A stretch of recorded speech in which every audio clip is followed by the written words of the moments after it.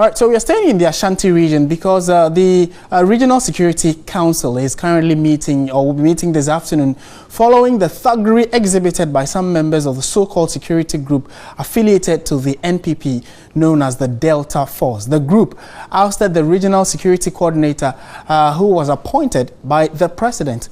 The group claimed that George Ajay, who is the coordinating who is actually the Regional Security Coordinator, is not a known person to them and did not in any way contribute to the success of the New Patriotic Party's victory in the regions, especially when it has to do with security. The leader of the group has been granted a police inquiry bail, and that was done on Saturday night.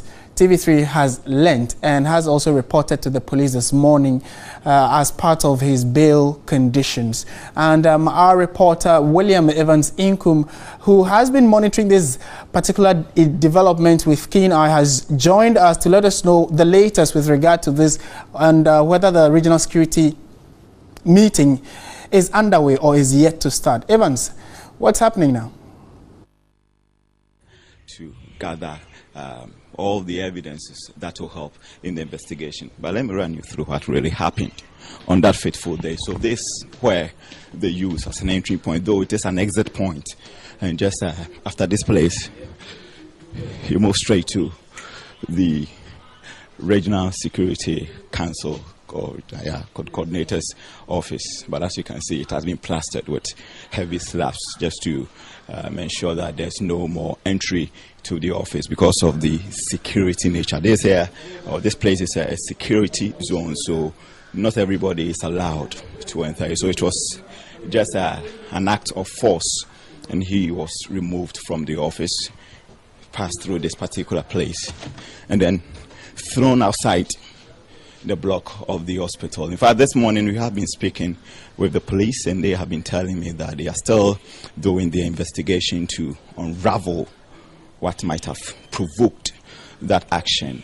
We're also hearing that the man who was captured somewhere on Friday has been granted bail pending further investigation. For the whereabouts of the Regional Security Coordinator, we are told that this morning he did not report to the office, but he has been asked to come to Accra.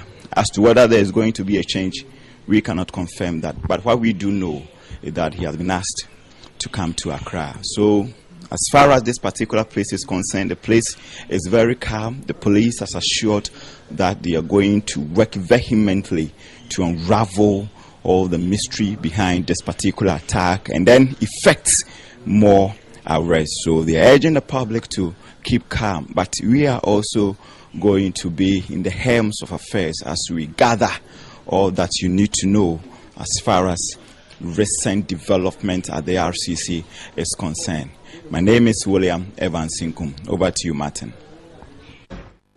All right, thank you very much, William Evans Inkum, with that update. So certainly the meeting will be taking place. When it does, whatever comes up, we will get that to you as well in your various homes. But we want to look a little deeper into this development, and we've been joined in the studio by a security analyst to see what kind of solution as a country we can find to some of these developments with regard to the fact that this is not the first time vigilante groups seem to have taking the law into their own hands and misconducted themselves. And if you saw the images from Kumasi, the coordinator himself, that's Mr. George Ajay, could have been hurt had the police not been there on time.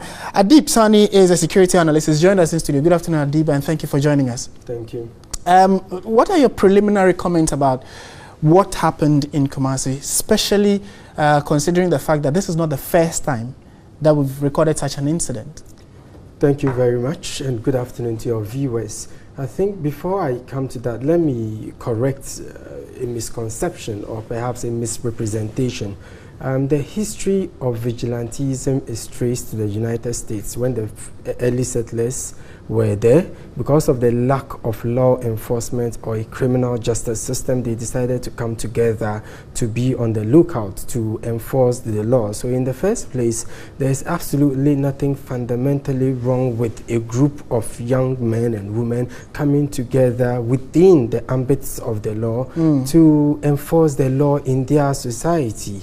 But that notwithstanding, the problem has had to do with these vigilante groups metamorphosing into militia groups. Historically, because of the lack of resources, because of the lack of money, they are forced to approach businessmen, they are forced to approach politicians who take advantage of them to perpetrate their own selfish desires. So what happened in Kumasi, I'm not surprised because this has been festering for a very long time, and I have always contended that the security agencies in Ghana lack the roadmap. They lack a plan to, if not completely nip this in the bud, but to an appreciable level manage it. Yeah, that is the context in which we want to place this interview. How can we nip it in the bud? Because we know that these vigilante groups exist, and for them to take such an action and flout what the president of the country has said or done is an indictment on the Constitution itself. So how can we deal with it? Well, for example, we had similar issues, especially after the Liberian Civil War that ended in 2003, and in 2013, according to Human Rights Watch, one of their biggest challenge had to do with the fact that the people had lost confidence in the security setup. And I see this to a very minute level festering in the country. But that notwithstanding, it would help us if we understand the vigilante subculture and get to know what would make young men and women come together to form such groups to harass other people. Is it because of self-entitlement? Is it because they want to feel belonged to a group? Or is it because of the monetary aspect? Is it because they lack jobs? But my brother, I think it's important we go beyond the rhetoric. Let us approach this issue dispassionately. Let us approach it scientifically. In the past, it has always been an arrest has been made here, an arrest has been made. But from a security analytical perspective, it should go beyond the arrest. So yes, arrests. Like these are people who have other people of high repute in society up there. So instead of mutilating the body of the snake, why don't we cut off their head? Let's look beyond these groups. Let us go after those who fund them, those who resource them. Because if you want to arrest every member of every vigilante group in Ghana, the prisons will be full. You get me? But besides that, the police, I have always indicated emphatically, it's important they harness their relationship with the communities in which they operate. It is time for us to go beyond the rhetoric. Civil society organizations, opinion leaders, religious groups. So clearly, the people in authority or people who have the financial muscle and resource these people should be the ones that the police target or the state targets, not just the mere people in the group. America has been bombing the Taliban since 2001. But still, we have Talibans. They've been bombing IS for God knows how long. Still, they are there. Let us approach it from a very smart perspective rather than the everyday arrest here, arrest there. I think it is important.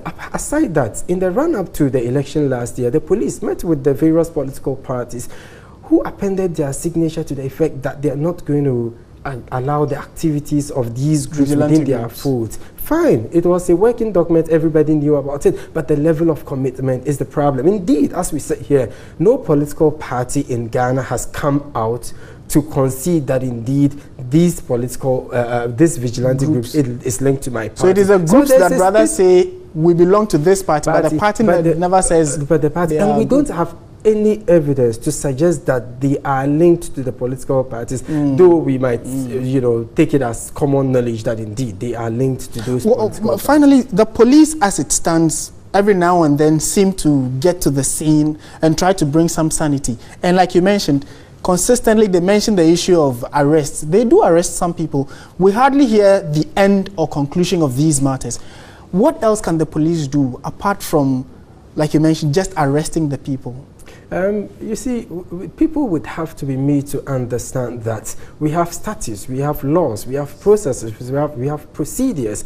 And if you are displeased or not happy about a situation, there are processes to go by.